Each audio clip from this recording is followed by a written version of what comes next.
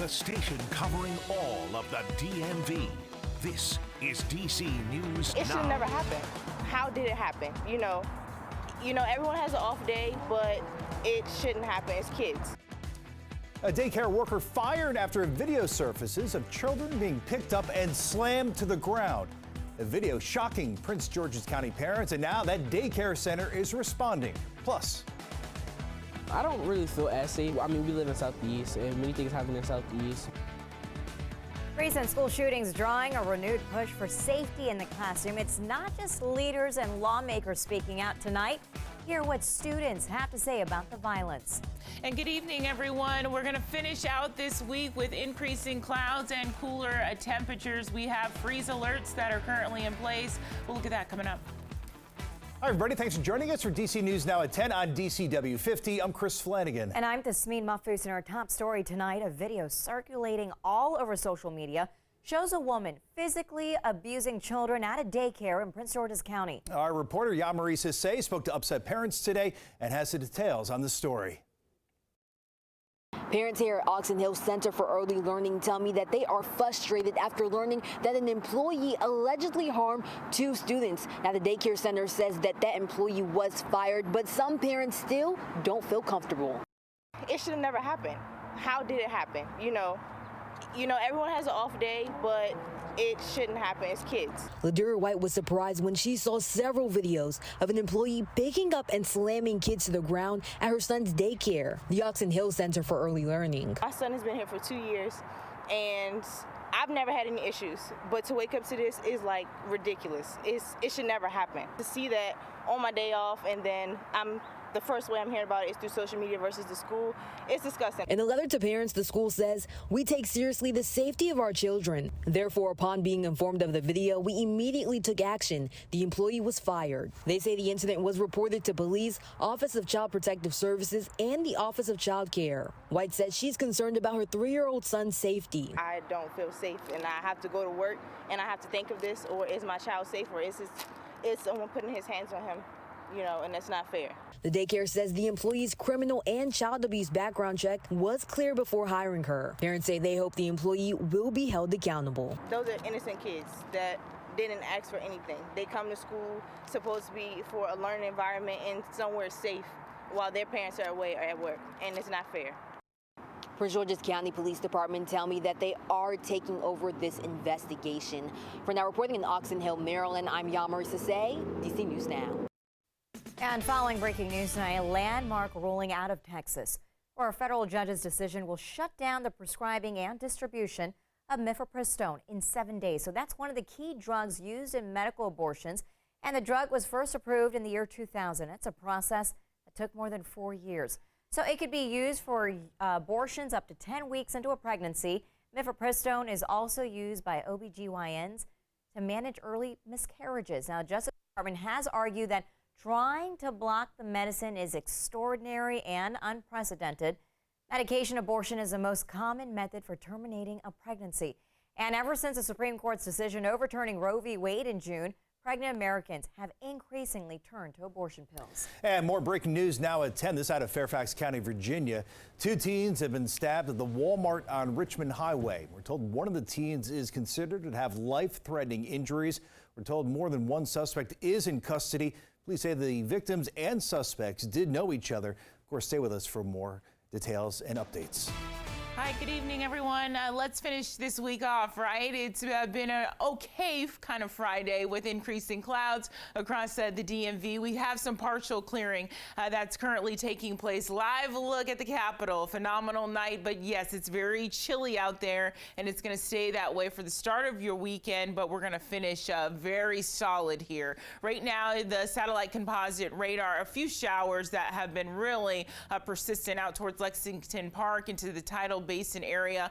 The rest of us under increasing clouds, and really for your Saturday morning into your afternoon, this will be consistently that way because we have an area of low pressure that's spinning out towards the Gulf of Mexico. Temperatures right now compared to about 24 hours ago are about 25 degrees cooler. So yeah, it's kind of heavier coat situation. 41 for Luray. Good evening, Fauquier County, Culpeper 46 degrees and slightly warmer for West Westminster, into Baltimore, Annapolis as well in the lower 50s. Here's kind of the broader view from Philly to New York City, Ohio Valley, and DC. We are kind of in that mix of where we're not seeing this storm system kind of in the center at this point. Our friends across the Carolinas and Central Virginia dealing with wet conditions. How long will the wet weather make its way across the mid-Atlantic, and will it impact us for the weekend? We'll break that down coming up.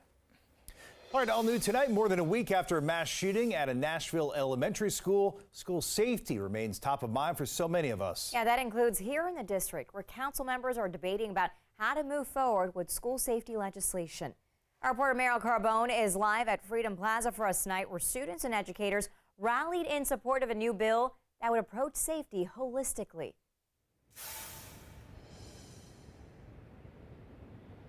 Yeah, that's what students tell us. They want a more holistic approach as opposed to just putting police officers into the schools. Now, to be clear, this legislation, it doesn't change the SRO policy across the district, but supporters say that it shows the district is moving away from just relying on policing as an answer to school safety.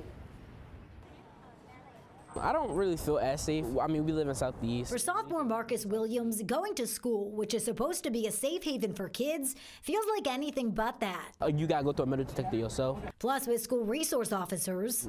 To me, walking around with security in my school, it makes me kind of feel like I'm in jail sometimes. He'd like to see school safety approached in a different way. So more staff means better interactions with kids and better mental health. Friday, Williams, along with a few dozen other students, teachers, and advocates, rallied outside the Wilson building. Safety to me is a feeling. Calling on council to pass the School Safety Enhancement Amendment Act of 2023. We need someone in the school buildings full-time. The legislation, which council member Zachary Parker introduced, creates safety directors for every high school in the district and establishes procedures to more clearly coordinate with MPD. A lot of the solutions that have been put forward have been about more policing, and that's also where we see the dollars going. And this instead relies on getting full-time capacity to our already under-resourced, stretched schools. Samantha Davis, founder of the nonprofit Black SWAN Academy, supports the measure and says it's an alternative solution to increasing law enforcement in schools. It funds school safety directors at every school that will be school-based. They will be care-based positions, so not carceral, not law enforcement officers. And that's important to sophomore Anisha Perry. When youth or black youth of color see a SRO or a police officer, they're going to get scared because of all the police brutality that we've seen. Now, right now, there are 60 SROs serving in high schools across the district. That number will drop down to 40 next year, and it'll continue to decrease as the district works to phase out SROs right now. Both the mayor and the police chief have spoken out against this and say that is the wrong decision in keeping schools safe. Reporting live downtown, I'm Marielle Carbone, DC News Now. Marielle, thank you. And also tonight, we've heard repeatedly that police departments around the region say they're short-staffed. And now many local governments are coming up with money to attract future officers to their force. Yeah, the questions remain, including, is the money enough to solve issues related to hiring and keeping the best officers on the job? And Northern Virginia Bureau reporter Max Marcilla joins us live from Fairfax County's Public Safety Headquarters. And Max, a new study is working to do just that. You're learning more into what exactly you'll do. Yeah, so researchers are going to follow around some officers here in Fairfax County and try to learn what got them into this profession, if they stay in it, why, and if they leave, especially if it's because of something like burnout or discipline, what could have changed that, what went wrong. It's a lot of questions they're trying to answer in a study they call one of its kind, but they think it can make a big difference. As I look at my academy class, I look at people who went on to become police chiefs, plural, but then I also look at people who ended up being fired, who ended up going to jail after being charged with crimes, and ended up committing suicide. Chief Kevin Davis's department here in Fairfax County will be observed and studied as part of a 3-year project spearheaded by George Mason University's Center for Evidence-Based Crime Policy. Among the questions they want answered, what's the difference between those future chiefs and future felons? Also, how to best fill vacancies. These are questions that have existed for decades about why people join the police department, why they leave. Do we have the best officers?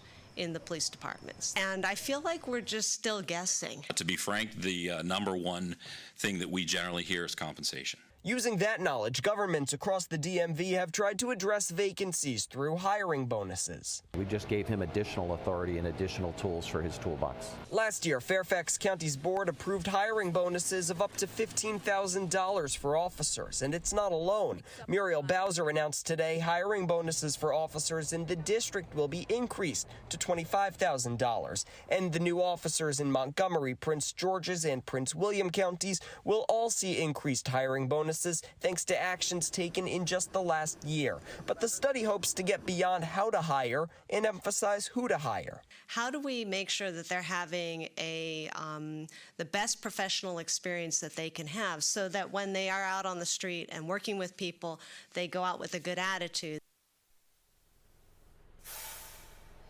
Now tonight we're learning more about those staffing troubles here in Northern Virginia. Fairfax County's department down about 14%, Prince William's down about 12%. But both chiefs of those two departments say that they have new classes coming in later this month. Those classes not only will help the staffing shortages, but it'll be among the first under the new bonuses to get that money. Reporting live in Fairfax County, Max Marcella, DC News Now. Well, a man is behind bars tonight after admitting to setting a Temple Hills condo on fire on purpose Thursday night. Now 10 people don't have a roof over their heads. Prince George's County Fire Department says 50-year-old Anthony Cooper was taken into custody. He faces arson and reckless endangerment charges. Fire happened at Huntley Square condos last night. 8 adults and 2 children were impacted by that fire. 2 firefighters are injured, but we're told they are expected to be okay. The fire damage is estimated to be around $1 million. I'm just a little disturbed with the fire last night because so many people have been affected and kids and stuff involved, and then to find out that it's arson, that makes it even worse. And the American Red Cross is helping those families affected to find new homes. And this week, the Attorney General of Maryland released the findings of a 4-year investigation into sexual abuse at the hands of Catholic priests and others within the Archdiocese of Baltimore. Yeah, the investigation found there were hundreds of victims, but investigators believe many other survivors, some of whom now live in other states, have yet to come forward. Our Washington correspondent, Alexander Limon, has more. It was tormenting, painful, in some ways sadistic. Maryland Attorney General Anthony Brown says a 4-year investigation documented the abuse of at least 600 children by priests, deacons, and other leaders within the Baltimore Archdiocese from the 1940s through the early 2000s. Typically, there are many more who have not come out and spoken up than there are who have. Through a grand jury subpoena, the Maryland Attorney General's office obtained hundreds of thousands of documents that show the Archdiocese of Baltimore knew about the abuse and systematically covered it up. I am a victim myself. Nothing that I hear about this church is surprising. It is unfortunate, it's sad. SHAUN, board president of SNAP, the survivors network of those abused by priests, says the report is especially important for survivors. Whose relatives didn't believe them, the police didn't believe them, nobody believes them. This is validation. But he says the problems haven't gone away. Young priests are getting arrested for molesting children. Because of statutes of limitations under old criminal codes, most past crimes won't be prosecuted.